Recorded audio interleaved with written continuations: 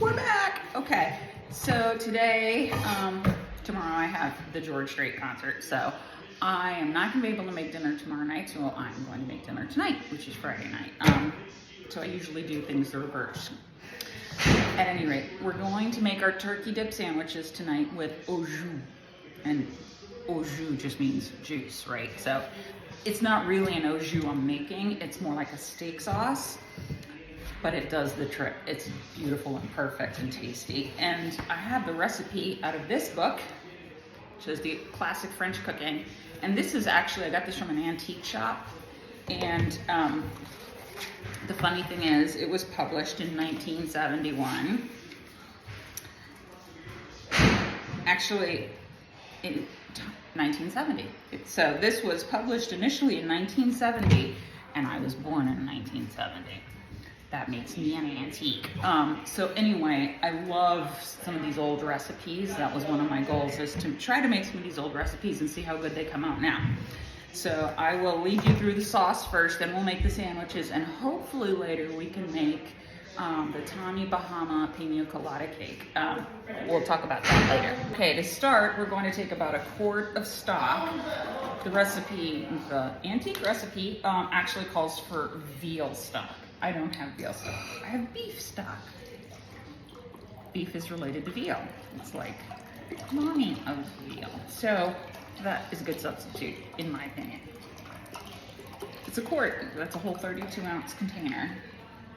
So I actually make more of this stock. And then I take part of it and I make the actual sauce out of it. But this is good for a lot of other things, so I'll probably reincorporate it into other dishes. Then it calls for about a half cup of chopped mushrooms. These are Baby Bellas, which are my favorites. And I'm probably gonna add a little more. You know, if I like an ingredient, a little more is always better. So I probably have about 3/4 of a cup. A few sprigs of parsley. And it didn't call for this, but I've put this in there before, which I thought was amazing. And that is a couple of sprigs of rosemary from my garden and thyme from my garden. So, my garden. I have a brown thumb. So far I've kept the spices alive, and I've got a couple of green tomatoes and other things are like being eaten by rabbits or whatever. I'm trying. Okay. So the idea is to bring this to a boil and then lower it and simmer it for about 15 minutes. Oh, and I should actually show you what it looks like, right? Let me see it. There we go. Okay. Munching on cheese. What is it? Smoked Gouda? Well, that's working. So let's talk about George Strait. My whole family loves him. And actually, he's the only reason I listen to country music, because he had the most angelic voice. Smooth.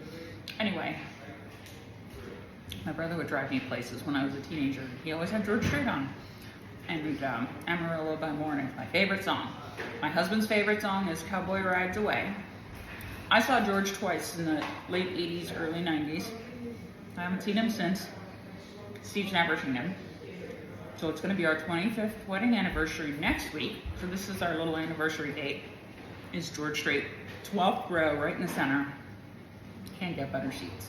Well, without paying an arm and a leg. But I can't wait. Oh, and this is about, if you want to see it, starting to sort of simmer and bubble and boil. So what I'm going to do is lower this and then let it just continue to do that for about 15 minutes. While that's cooking, I'm going to get the thickening agent ready. This is a 1/3 cup of water, and this is arrowroot, which is basically a starch. It's like cornstarch. But when the recipe called for arrowroot, I was intrigued. Ooh, I'll have to try arrowroot. Anyway, I really like using this. I think it has a little mild flavor to it, but I really like using this. So the recipe actually calls for 5 tablespoons of this to be mixed into a 1/3 cup water.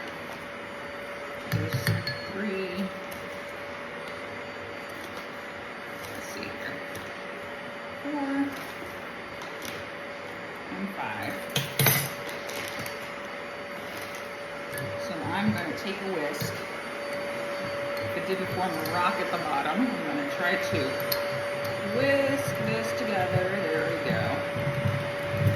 Make a nice little pasty emulsion. And after 15 minutes, we'll go into my stock over here. Okay, so that's nice and dissolved. I just have to cut myself some more Gouda and I'll be right back. Okay. My son is so happy the Celtics beat the 76ers, I think. Anyway, yeah, that's him, that's me. He loves everything Boston. Tom Brady, the Celtics. Okay, Tom Brady's not there anymore, so he likes Mac Jones, Bill Belichick. Okay, so this has been cooking about 15 minutes, and it's been, so that's reducing it, concentrating the flavors. Now I have my starchy mixture here. And pour that in. Get a little extra starch at the bottom. Okay, now I'm just going to stir this, and it's going to continue to cook and simmer for another 8 to 10 minutes. I have to stir this occasionally, so I usually like just keep whisking it. Oh, it's thickening already. I don't know if you can tell it's thickening already, but the idea is to keep cooking, reducing, thickening. It's gonna turn more into a thicker sauce. For another 8 to 10 minutes. And then we'll come back for the next step. Yay, I found the recipe for the Tommy Bahama Pina Colada cake. So I'm gonna make my version just because I don't have cake flour and I bought this other thing. So I'll make it because it's outstanding, and I'll video it too. So everybody can see what it's like. Maybe someday I'll make it with the actual making the physical cake. But I could swear when I saw the recipe about 15 years ago, it called for a box of cake mix. Anyway, here's my sauce. It's been cooking for about 8 to 10 minutes. And I'm just gonna strain it. The recipe says to strain it, just to get all the pieces and particles out. There you go, beautiful. It actually strained really easily. And then we'll come back for the next step. Okay, next step. I'm gonna use the same pan that I just poured that stuff out of because it'll save me something to clean. So the first step, it calls for Madeira or dry wine. I don't have that. I have red wine. So I'm just gonna use a half cup of this red wine, which is, I'm trying to remember if it's a Pinot or a Cab. It's one of the two. It also calls for 2 tablespoons of truffle juice. I have no idea where to find truffle juice. So I found a little truffle oil, and what I've done is just given a little splash of that. Where did I put the cap?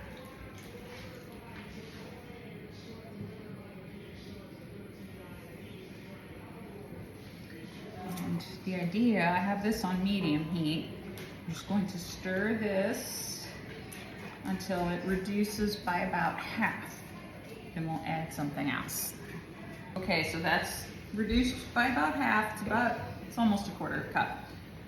What I'm going to do is add about a cup of this back.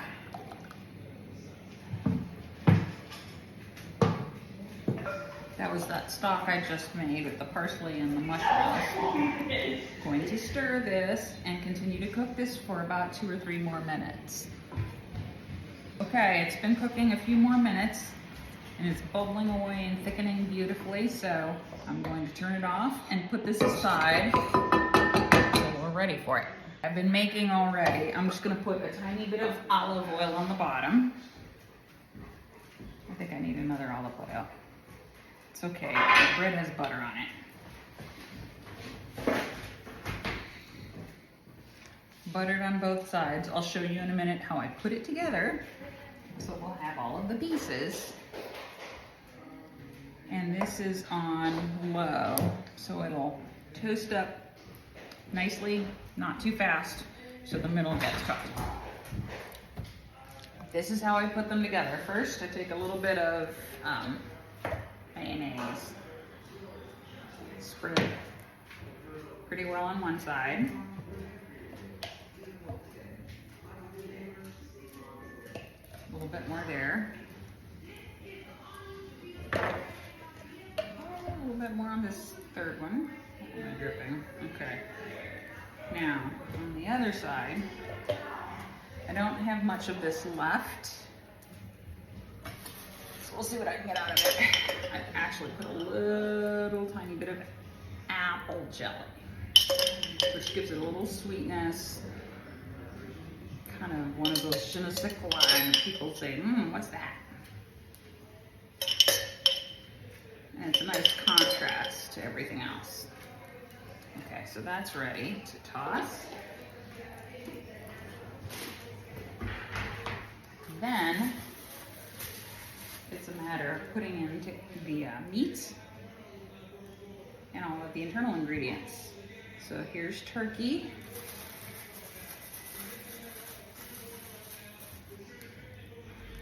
And put your cheese. I have today Havarti, but I've used Swiss and cheddar and whatever you have. Now on mine, I know I have boys here that aren't gonna like it. On mine, I'm gonna put cucumber and red pepper. And we'll put a little of this prosciutto over the top.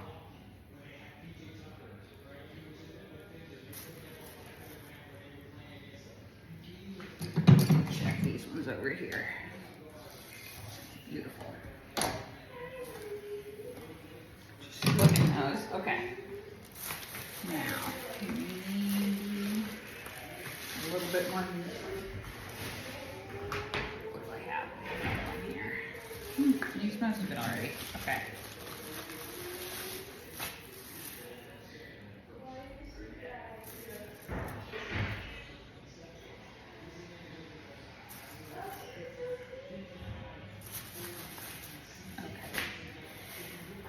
And because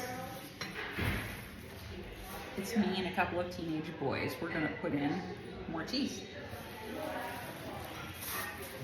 I might put in more of the vegetables on mine. And we will cover this up. Outstanding.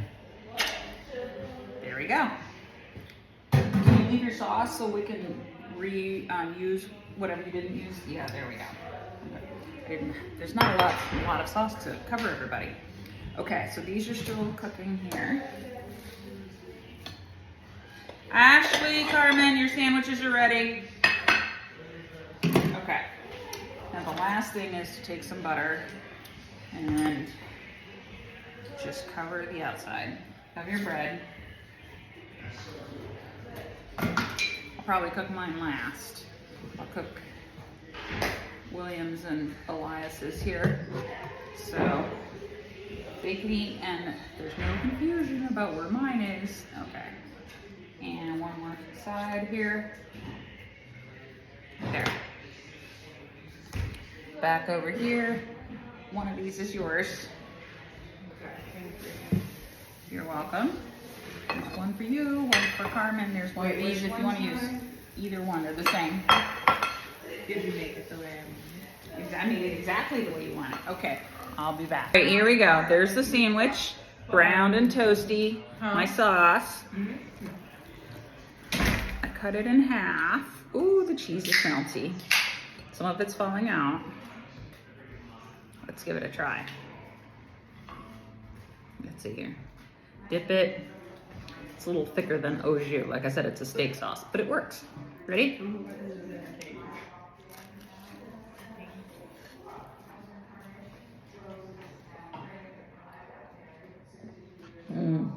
That's delicious. Wow, gotta try it.